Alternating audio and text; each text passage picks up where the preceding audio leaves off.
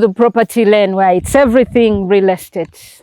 My name is Catherine Nanteza and I'm your host tonight. Dear viewers, we continue the conversation on Explorer Resort and Marina, and this time we have brought you right where the whole story began. With me, I have all the three siblings. Of course, there are more than that. But today I have the three siblings that we've been talking to in the previous episodes. And they'll be telling us about this ranch. We want to know, what can you do with your land? Some of you have square miles. Some have 20 acres, 10 acres. And most people, when they have such big chunks, they think of subdividing it. Others think of just putting their animals on it. But we are showing you that there is so much more you can do with your land. And in this particular episode, you're going to see how else you can utilize your land without over-constructing on it or subdividing it. Ladies and gentlemen, welcome with me, the SHONUBIs. And they will introduce themselves one by one. Hi, I'm Tayo Shonubi, and I'm a director with the Shoal Group of Companies and Explorer Resort and Marina and Explorer Ranch. Hi, I'm Glenn Shonubi, a director as well with the Shoal Group of Companies and Explorer Resort and Marina, as well as Explorer Ranch. Hello, I'm Catherine Shonubi, also a director at Shoal Group of Companies, Explorer Resort and Marina, and Explorer Ranch. Yes, you've met the SHONUBIs, and Dr. Alan Shonubi himself is a lawyer and a real estate developer. Like they will tell us, you've I think heard from the previous episodes that they ventured into real estate development. They have built blocks of apartments, office buildings, and different things, and this is something new they are venturing into. And to you, Glenn. Yes, Glenn, why did you come all this far? And why here? Thanks, Catherine. Sorry about that. Well, we began this journey about 20 years ago, where our father purchased this land, or the Shoal Group of Companies purchased this land 20 years ago when there was hardly a road. There was something like a road. It was a lot further than it feels now. Okay. There was no expressway, there was no northern bypass, and I think they were just working on Entebbe Road to renovate it. So in 2005, yes, that's when we began here. And yes, now it's been 20 years, and over the years we've been developing it slowly, first as a family gathering place. Actually, initially it was all bush, so it was mostly we had animals. What sort of animals? Well, there were the usual livestock, and like cows and goats and yeah, there were a few, mostly goats actually. Okay. We never had many cows here. It's right on the lake, so there's a lot of bird life. So we'd come and hike and camp. But over time, we started to see the potential for other people using it for what we were using it for as a family, which was, hiking, camping, and we got some donkeys in here as well, several donkeys, a couple of horses. And, how does one get those here, by the way? Well, right now, these days it's easy. These days you can get online and you'll find anything. But within the area, some people do rear them, and that's how we managed to get them earlier on. We also have a lot of bird life, including geese, guinea fowl, and I remember some peacocks at some point. Where did they go? Those are beautiful. They'll be back. They'll be back. Oh, Next time okay. you're here, there'll be some peacocks. Yes. So, your sisters mentioned that this place had a historical attachment. Would you take us through that briefly before I get to them? Absolutely. We are partly Baganda from the Mbogo tribe. Okay. I mean the Mbogo clan. And as you may notice, as you move around, there are a lot of buffalo Images. And that's part of it. That's part of why, although the buffalo represents a lot beyond our clan.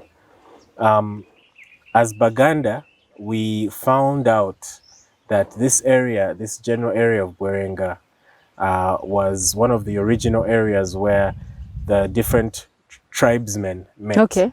And eventually formed the tribe of Buganda. Are you saying Chintu was here? It's quite possible. Or Nambi? It's quite or both? possible that Chintu's cousin. Or was that a story you were told to buy the land? That's what I thought at some point. However, there is actually evidence. Okay. And in some of the rocks, as you get closer to the lake, you'll find natural Omweso carvings in the rock. You've seen that? Yes. And that sold it for me. Yes. Yeah, Catherine. So how does the ranch begin? So as Glenn said, about 20 years ago, 2006-5, we bought the land and cleared it for our own purposes. Someone was getting married, so we, instead of renting out a space, we decided to create our own. Yeah. Okay. And it went really well, and we got nice feedback. Oh, it would be nice to have our function here. Okay. Or, this is a nice place to come and chill or have a picnic. So over time, we decided to use that as a way to generate some income. Yeah, that's how we Okay. started. I was told we are here for a particular reason. That the whole story began from this particular corner. What happened in this corner here? And this building, yes. I think it's really just because that's the entrance. So this is where the ranch starts. Oh, okay. Yes. Yeah. This is where the ranch starts, and it goes on for about 15 acres. That actually changes throughout the year because the water levels rise and fall. Okay, did they reach this far? Well, no, but I'd say the water comes in like several hundred, like maybe like up to like 100 meters sometimes. There's a tree that we use to gauge. Okay. And right now it's completely inside the lake. So But the lake when it's is moving. drier, yes, when it's drier, you can actually walk to that particular tree. Okay. So I for some reason I thought that particular corner, that house there, was part of Chintu's. But anyway, dear viewers, we want to look at how one can utilize land. As you look around, there is so much space. There are very few structures this particular side of the resort. Is that intentional? Absolutely. Yes, it's very intentional. Well, we look at this place as not only a ranch but like botanical gardens. Okay. Meaning we're trying to preserve the natural life here, the trees. We've planted more trees on top of the trees we found. We've actually planted thousands of trees. Wow. And we've labeled each of them. Not every single tree, but every type of tree. Everyone you planted, Exactly. you put a mark. Even the ones that were already here, so that we so that our guests can know what kind of tree this is, the scientific name, the English name, the local name. Oh, in that's Uganda as well. interesting. So that would be the reason why we don't plan on cutting down many more. What's the oldest tree here? Like, do you have one particular tree you found and maybe has that significance to the whole place? Well, Or you might have to ask Jean to that question since he was here before us. But many of these trees, especially as you get closer to the lake, yeah. you look at them and you can understand why traditionally certain people worshipped trees. Because Oh. they're so unique. They have very strange flowers and Shapes. pods and shapes. So Shall we be seeing some of those? absolutely, we'll show you those Yeah. along the way. So, as you can tell from this conversation, that apart from buildings, you can also plant trees. You can also have a place like this for people to come and chill. Why were you not inspired to subdivide? Because you'll be making a lot of money selling this place. Um, Aren't you tempted? it can be tempting because You can continue. it is profitable. You know, we in the real estate industry, we know that there are different segments and there are different. You can't do everything at the same time. Okay. So there are people that have subdivided land, even in this area, and it's been profitable for them. But that wasn't exactly what we wanted to do because we'd lose the beauty of it. We'd use the control to keep it as green as possible. Okay. And generally speaking, it's nicer to have larger tracts of land closer to the lake, one would think. At least it was in 2005. So who knows? Who knows what will happen? Tayo, aren't you like you said you guys are half Baganda, so basically Baganda, isn't it? And you know that in Buganda, they say girls don't inherit land. Okay, that has been the norm. That if you're a girl, you don't inherit because then you'll be taking that land to some other clan. So land always stays within the clan.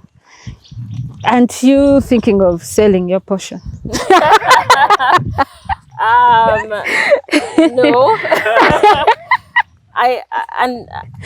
I honestly don't think that is the case for us specifically. I don't see that happening. I think as much as, you know, we're traditional and our parents kind of instill tradition in us and have for a long time, we also have our own traditions and culture within the family that are specific to our family. And it's never been that sort of thinking, forgive me, archaic you know, way of thinking. So I'm not too worried about that, and I don't intend on selling. We've heard all the beautiful things about our ranch and why you should be running it, but when we come back from the brief break, I want to know the costs. What does it take for one to run such a huge place? You know, you've told us how you're making money and whatnot, but what is the cost and what are the pains in running such a place? So, our dear viewers, when we come back, we will be delving into the cons or the challenges and how you can overcome them. See you shortly. Very brief break. Dear guests, as you can see, we are continuing with the conversation of other ways of utilizing land that can earn you money without subdividing it, without putting too many structures on it. When we took the break, we were looking at the advantages, but we had promised our viewers that we will be looking at the costs of maintaining such a place. Glenn, you're the numbers guy, right? Tell us, first and foremost, what's the cost in terms of running such a place, maintaining it? But also, I wanted for you to briefly give us the benefits of having it not so built up. Thanks, Catherine. There are several costs involved. The bigger the land, the more the cost in maintaining it. Okay. That's one. Developing anything or making any commercial use of anything along the shores of the lake has a number of costs associated with it. Okay. From dealing with the environmental authorities to preserving the wildlife yourself. Okay. People are learning. Many people care, as you can see across the shores in this whole peninsula. Everyone seems to have taken care of their portion of it. Okay. And there's a cost to that. Okay. Definitely. I think that's one of the reasons we had to commercialize it in the end, because originally as a as a family getaway. It costs money to cut the grass. You start cutting the grass at the beginning of the place. By the time you reach the It end, has grown. it has already grown. So there's so many costs that come, but we have a good workforce, and it all comes together, and it's all worth it in the end. So originally you didn't want to commercialize, but when you did, apart from it maintaining the place to be a beautiful place, are you making money? Yes. Because we are looking at investment. yes. Yeah. Well, it depends on what making money means to our It's a viewers. return that I've put in Yes. 100 million. I Yes. am reaping 150 or 200 or Yeah. even a billion. But like I said, it's a long-term investment. Okay. It's a long-term investment, and remember, the more unique something is, the more valuable it is. We might look at these trees now and say, everyone has trees, but we don't know how many of these trees will be elsewhere in the next 10 years. Okay. And that would be something unique about this place. The size of it, not many people would have something of this size if everyone's fragmenting the land. So that would be a unique aspect as well. In other words, the greatest value is in its preservation. Like the longer it stays, the more value it earns. Absolutely. Which is the character of land anyway. Okay. Yeah, Catherine. Yes, Catherine. Apart from numbers and all that, what else do you think is a cost one needs to look at, apart from what Glenn has talked about? I think general maintenance of what you've invested. I think sometimes as Ugandans, when we create something beautiful, we forget that these things get wear and tear, and they need to be like preserved. You need to fix things. You need to touch things up from time to time. It's not always a one and done. I think that's a big one. That's a big one. Yes. Back to Toya, the youngest Shonubi. Tayo. Yet to get that name, Tayo. Yes, we've talked about the costs and we've seen all its beauty.